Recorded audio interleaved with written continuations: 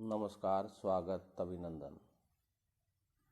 पंचायत समिति एवं जिला परिषद सदस्यों के चुनाव के बाद मतगणना होगी। मतगणना के पश्चात निर्वाचित सदस्यों द्वारा पंचायत समिति के लिए प्रधान एवं उप प्रधान तथा जिला परिषद के लिए प्रमुख एवं उप प्रमुख का निर्वाचन होगा। इस वीडियो में नाम निर्देशन, निर्वाचन एवं परिणाम जो प्रधान, उप प्रधान एवं प्रमुख, उप प्रमुख से संबंधित है कि संपूर्ण जानकारी का सार संक्षेप उपलब्ध करवाया जा रहा है। चैनल को सब्सक्राइब नहीं किया है तो कर ले। लेटेस्ट जानकारी के लिए बेल आइकॉन को दबाएं।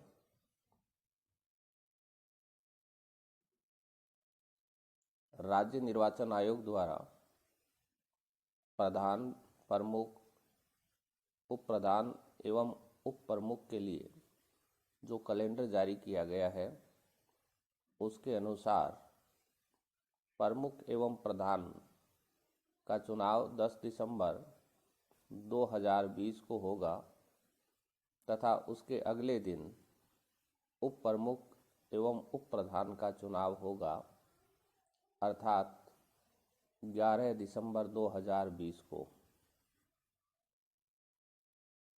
इन चुनावों के लिए बैठक का प्रारंभ संबंधित दिवस को प्रातः 10 बजे होगा।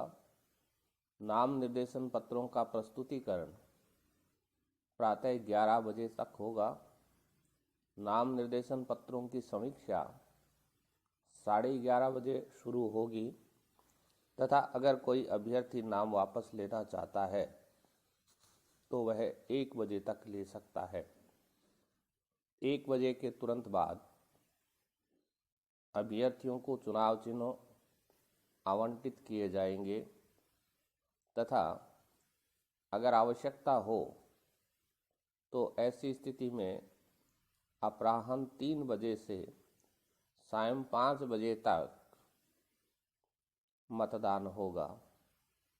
मतदान के तुरंत बाद या सायं 5 बजे से जो भी पहले हो मतगणना शुरू की जाएगी तथा निर्वाचन परिणामों की घोषणा की जाएगी। प्रधान एवं प्रमुख का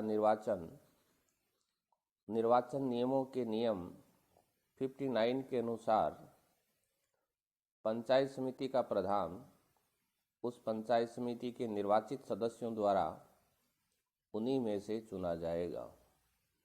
निर्वाचन नियमों के नियम 62 के अनुसार जिला परिषद का प्रमुख उस जिला परिषद के निर्वाचित सदस्यों द्वारा उन्हीं में से चुना जाएगा।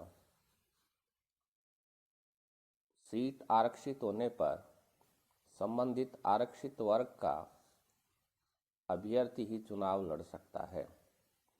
निर्वाचन के लिए आयोग द्वारा निश्चित किए गए दिन एवं समय पर बैठक का आयोजन किया जाएगा। बैठक की अध्यक्षता रिटर्निंग अधिकारी द्वारा की जाएगी। आयोग द्वारा जारी समय अनुसूची का उल्लेख करते हुए बैठक की सूचना पंचायत समिति, जिला परिषद के नोटिस बोर्ड पर चस्पा की जाएगी। जैसी भी स्थिति है, आयोग द्वारा जारी समय अनुसूची का उल्लेख करते हुए बैठक की सूचना पंचायत समिति और जिला परिषद के नोटिस पर चस्पा की जाएगी, अर्थात जिला परिषद प्रमुख एवं उप प्रमुख का चुनाव होने पर जिला परिषद के नोटिस पर और प्रधान एवं उप प्रधान का चुनाव की स्थिति में पंचायत समिति के नोटिस बोर्ड पर। प्रारूप 4(ख) में नाम निर्देशन स्वीकार किए जाएंगे। कोई एक सदस्य प्रस्तावक होगा एवं प्रारूप में उसके हस्ताक्षर होंगे। अभ्यर्थी अपनी सहमति स्वरूप घोषणा पर हस्ताक्षर करेगा प्रारूप 4(ख) में प्रत्येक अभ्यर्थी का नाम निर्देशन पृथक पृथक होगा। यह प्रारूप 4(ख) का नमूना है। यह भरा हुआ नमूना है। इसमें दी गई समस्त जानकारियां काल्पनिक है। पंचायत समिति, जिला परिषद, यहाँ पर प्रधान की स्थिति में जिला परिषद को काटकर पंचायत समिति का नाम लिखा जाएगा और प्रमुख की स्थिति में यहाँ पर पंचायत समिति काटकर जिला परिषद का नाम लिखा जाएगा।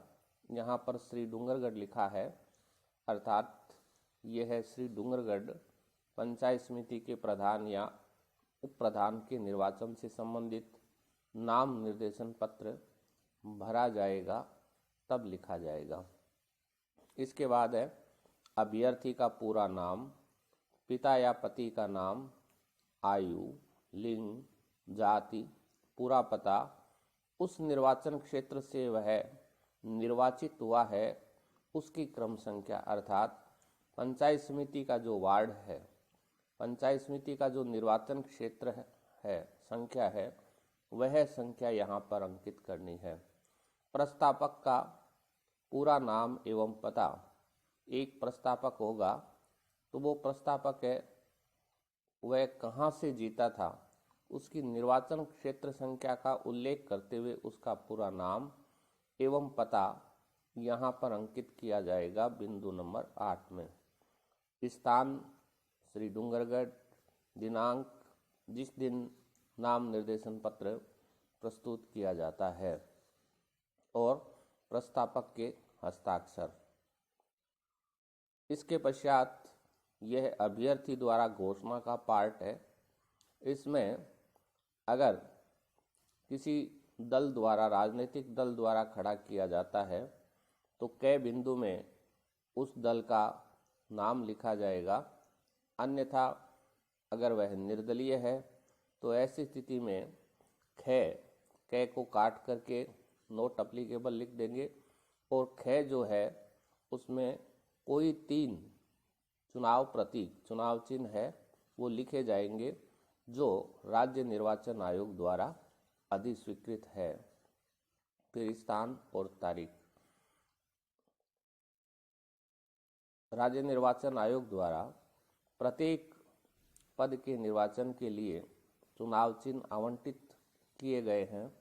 केवल उन्हीं में से प्राथमिकता से चुनाव चिन्ह अभ्यर्थियों को आवंटित किए जाने का प्रावधान है, उससे भिन्न नहीं।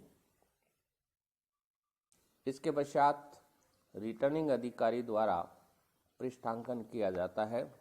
क्रम संख्या से आशय है कि कौन सी क्रम संख्या पर अभ्यर्थी का नाम निर्देशन पत्र प्राप्त हुआ है और इसके पश्चात है दिनांक एवं समय अंकित किया जाएगा और जिस प्रस्तावक द्वारा या अभ्यर्थी द्वारा ये नाम निर्देशन पत्र प्रस्तुत किया गया है उसका नाम लिखा जाएगा। फिर स्थान, तारीख और आरओ साहब अपने हस्ताक्षर करेंगे। जब यह इन नाम निर्देशन पत्रों की समीक्षा होगी तो इस नाम निर्देशन पत्र के अगले भाग पर, अर्थात रिटर्निंग अधिकारी के आदेश है, वहाँ पर स्वीकृति अथवा अस्वीकृति शब्द हाथ से लिखा जाएगा और अगर अस्वीकृत होता है तो अस्वीकृति का साथ में कारण भी लिखा जाएगा। अगर कोई आक्षेप आता है तो उस आक्षेप का निर्णय आरओ द्वारा किया जाएगा तथा उसका विवरण भी हाथ से लिखा जाएगा। तत्पश्चात स्थान एवं तारीख अंकित की जाएगी और आरओ अपने हस्ताक्षर करेंगे। जब नाम निर्देशन पत्र प्राप्त होगा तो आरओ द्वारा प्राप्ति दी जाएगी। इस प्राप्ति में पंचायत समिति ओब्लिक जिला परिषद, अर्थात ये निर्वाचन पंचायत समिति का है तो पंचायत समिति का नाम लिखेंगे और जिला परिषद अर्थात प्रधान या उप प्रधान के लिए, प्रमुख या उप प्रमुख के लिए है तो जिला परिषद का नाम लिखेंगे। तो चूंकि ये काल्पनिक फॉर्म हमने प्रधान पद के लिए भरा था, तो पंचायत समिति का नाम लिखने के बाद प्रधान रूप में निर्वाचन के लिए श्री जिससे प्राप्त हुआ है अर्थात अभ्यर्थी का नाम लिखेंगे और फिर कब प्राप्त हुआ लिखेंगे और किसके द्वारा प्राप्त हुआ, यानी अभ्यर्थी का तो स्वयं दे रहा है अभ्यर्थी, तो अभ्यर्थी का नाम लिखेंगे और प्रस्तावक के द्वारा प्राप्त हुआ है तो प्रस्तावक का नाम लिखेंगे। फिर स्थान एवं दिनांक और रिटर्निंग अधिकारी अपने हस्ताक्षर करेंगे। अगर अभ्यर्थी को किसी राजनीतिक दल द्वारा खड़ा किया गया है तो ऐसी स्थिति में अभ्यर्थी को प्रपत्र क एवं ख भी प्रस्तुत करना होगा। किसी अभ्यर्थी द्वारा एक से अधिक नाम निर्देशन पत्र प्रस्तुत करने की स्थिति में प्रथम नाम निर्देशन में उल्लेखित प्रतीक ही दिए जाएंगे या उन पर ही विचार किया जाएगा। नाम निर्देशन पत्रों की प्राप्ति के समय की समाप्ति के तत्काल बाद में रिटर्निंग अधिकारी द्वारा उन अभ्यर्थियों के नामों की एक सूची प्रकाशित की जाएगी, नोटिस बोर्ड पर चस्पा की जाएगी जिनके नाम निर्देशन पत्र प्राप्त हुए हैं। समीक्षा के समय अभ्यर्थी या उसका प्रस्तावक उपस्थित हो सकेगा। रिटर्निंग अधिकारी द्वारा नाम निर्देशन पत्रों की जांच की जाएगी तथा उस समय कोई आक्षेप प्राप्त होता है तो उसका निर्णय भी किया जाएगा, उसका निस्तारण भी किया जाएगा। ऐसे आक्षेपों के संबंध में जो प्राप्त होते हैं स्वविवेक से अथवा जांच की आवश्यकता होने पर संक्षिप्त जांच के बाद निम्नलिखित में से एक या एक से अधिक आधारों पर नाम निर्देशन पत्रों को रद्द किया जा सकता है। और वो कौन कौन से कारण हैं जिनके आधार पर किसी नाम निर्देशन पत्र को खारिज किया जा सकता है। उनमें है प्रस्तावक उस पंचायत समिति या जिला परिषद का निर्वाचित सदस्य नहीं है, या नाम निर्देशन निर्धारित प्रारूप में नहीं है, या नाम निर्देशन पत्र पर हस्ताक्षर नहीं है, नाम निर्देशन पत्र नियत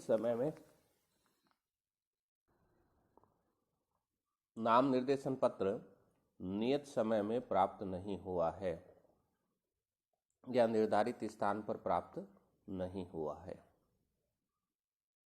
परंतु किसी भी अभ्यर्थी के नाम निर्देशन को मात्र उसके नाम या प्रस्तावक के नाम या उनके किसी अन्य विवरणों के गलत वर्णन के आधार पर या अंकन के आधार पर रद्द नहीं किया जाएगा।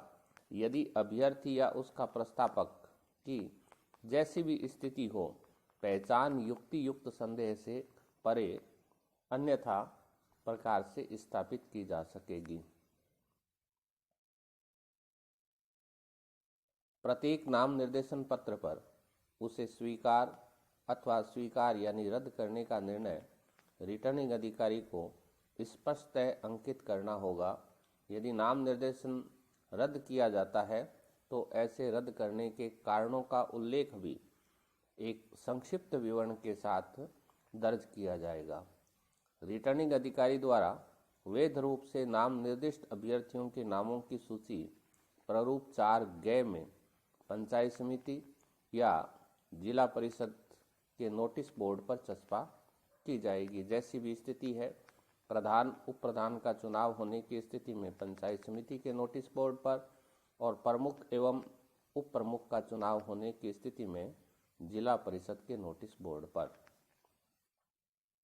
ध्यान दें, कोई अभ्यर्थी मान्यता प्राप्त राजनीतिक दल द्वारा खड़ा किया हुआ केवल तब ही माना जाएगा, उसी स्थिति में माना जाएगा जब उस दल की राज्य इकाई के अध्यक्ष या उसके द्वारा निमित्त किसी भी प्राधिकृत व्यक्ति द्वारा प्रारूप क में इस आशय का पत्र प्रारूप ख में नाम निर्देशन के वापस लिए जाने के नियत समय और तारीख से पूर्व प्रस्तुत कर दिया गया हो।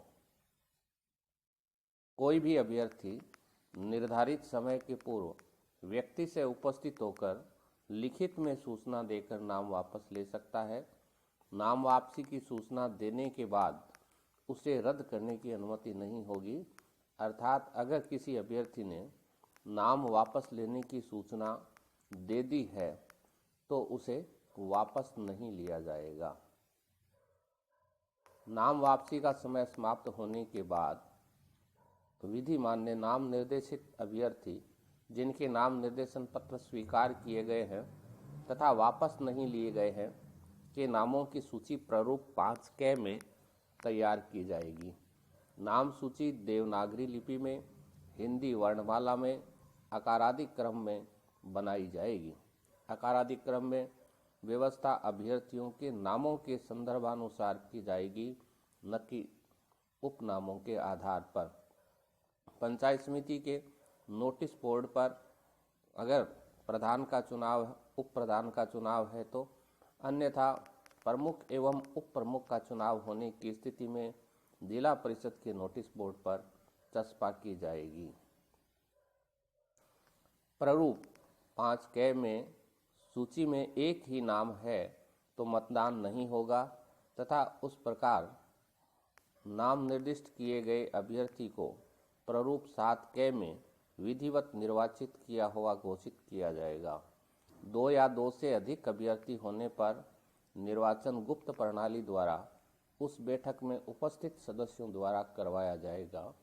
किसी भी सदस्य को डाक या प्रोक्सी द्वारा मतदान करने की अनुमति नहीं दी जाएगी।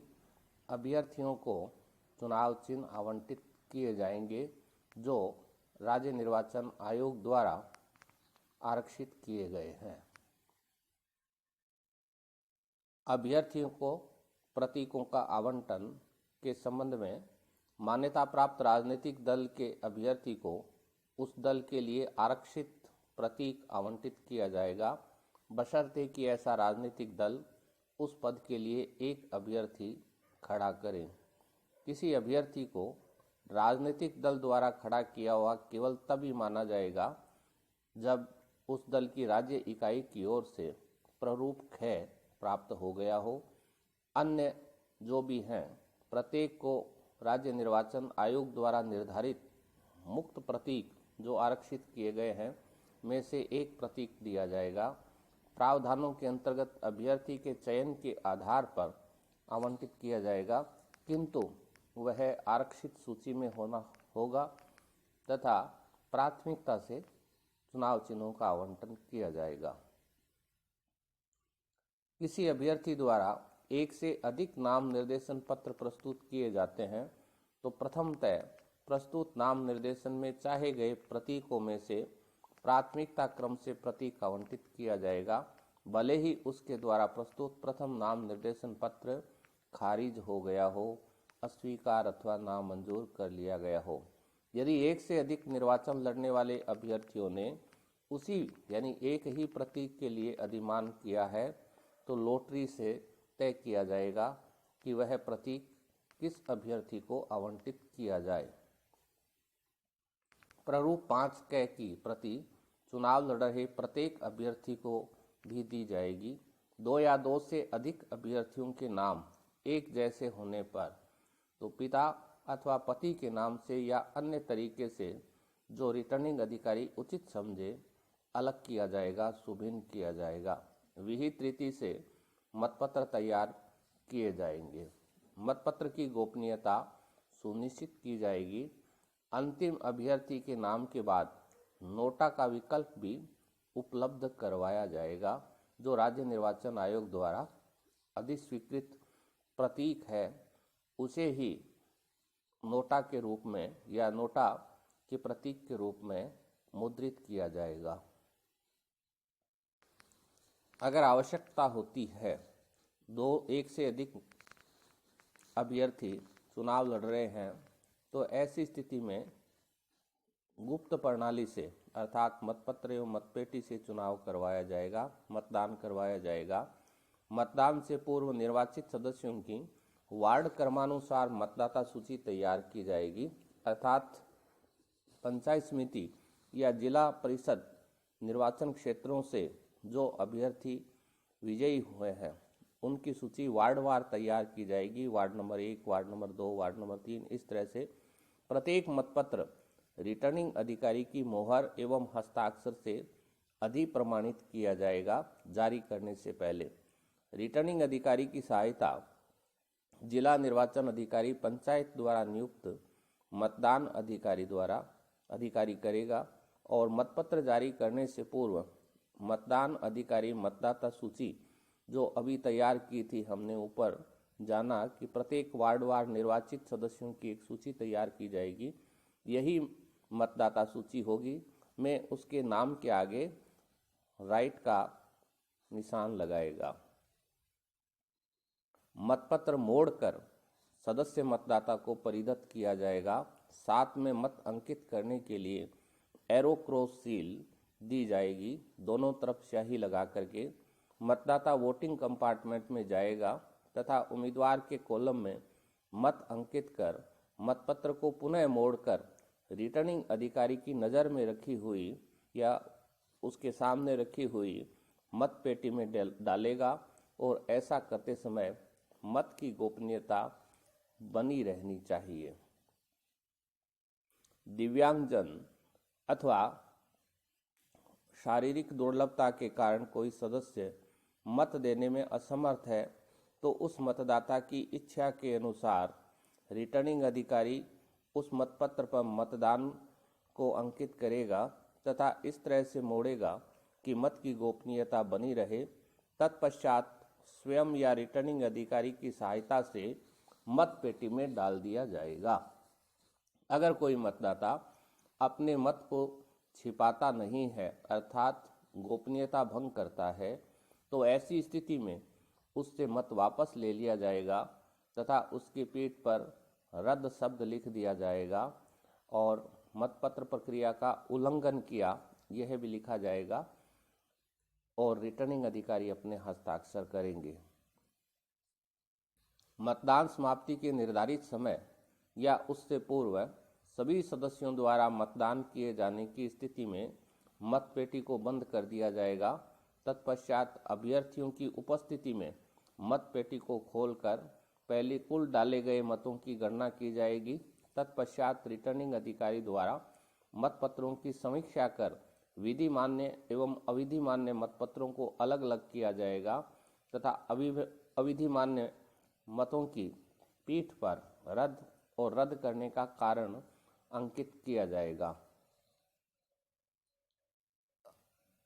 वे कौन से मतपत्र होंगे जो अविधि मान्य होंगे अर्थात अवैध होंगे, इनवैलिड होंगे। ऐसा चिन्ह या हस्ताक्षर जिससे मतदाता की पहचान सुनिश्चित होती है। चिन्ह एक से अधिक नामों के आगे लगा दिया गया है। कोई ऐसा चिन्ह अंकित नहीं किया गया है या मतपत्र की पीठ पर कोई ऐसा चिन्ह अंकित नहीं किया गया या फिर मतपत्र की पीठ पर है वो अंकित कर दिया गया है। चिन्ह एरो क्रॉस के अलावा किसी अन्य उपकरण से अंकित किया गया है क्योंकि मतदाता को मत अंकित करने के लिए एरो क्रॉस सील दी जाती है, मोहर दी जाती है।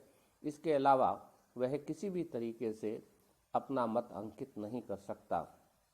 मतपत्र जाली है जो आरओ ने जारी नहीं किया, उसके अलावा अगर कोई मतपत्र है तो ऐसी स्थिति में उसे इनवैलिड माना जाएगा।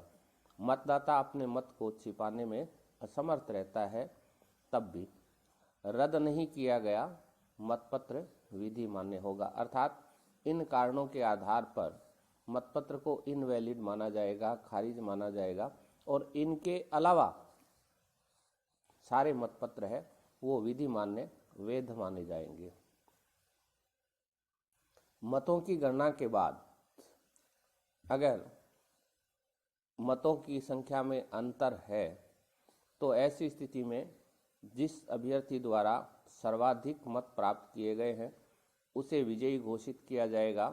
किंतु 2 या 2 से अधिक अभ्यर्थियों को अगर बराबर मत मिलते हैं तो रिटर्निंग अधिकारी उनके बीच लोट अर्थात पर्ची निकालेंगे। जिस अभ्यर्थी के नाम की पर्ची निकलेगी माना जाएगा कि उसने एक अतिरिक्त मत प्राप्त किया है। वह अभ्यर्थी जो सर्वाधिक संख्या में मतपत्र प्राप्त करेगा उसे निर्वाचित घोषित किया जाएगा और परिणाम की घोषणा प्रारूप 7K में की जाएगी। प्रारूप 7K की प्रति पंचायत समिति या जिला परिषद के नोटिस बोर्ड पर चस्पा की जाएगी और जिला निर्वाचन अधिकारी को भी भेजी जाएगी। आयोग को भी इसकी एक प्रति भेजी जाएगी। अब बात करते हैं उप प्रधान एवं उप प्रमुख के निर्वाचन की। तो उप प्रधान एवं उप प्रमुख का निर्वाचन उस दिन किया जाएगा जिस दिन प्रधान एवं प्रमुख का निर्वाचन का परिणाम घोषित कर दिया जाता है, उसके ठीक परवर्ती यानी अगले दिन या राज्य निर्वाचन आयोग के निर्देशानुसार कोई अन्य दिन निर्धारित होता है। तो उप प्रधान एवं उप प्रमुख का निर्वाचन भी प्रधान एवं प्रमुख के निर्वाचन की तरह होगा। राज्य निर्वाचन आयोग के निर्देशानुसार जो समय सारणी निर्धारित की गई है उसके अनुसार उसी दिन बैठक आयोजित होगी और जो प्रधान एवं उप प्रधान, प्रधान एवं प्रमुख के लिए जो प्रक्रिया अपनाई गई थी वही प्रक्रिया उप प्रधान एवं उप प्रमुख के लिए अपनाई जाएगी। निर्वाचनों के नियम 61 एवं 62 के अनुसार।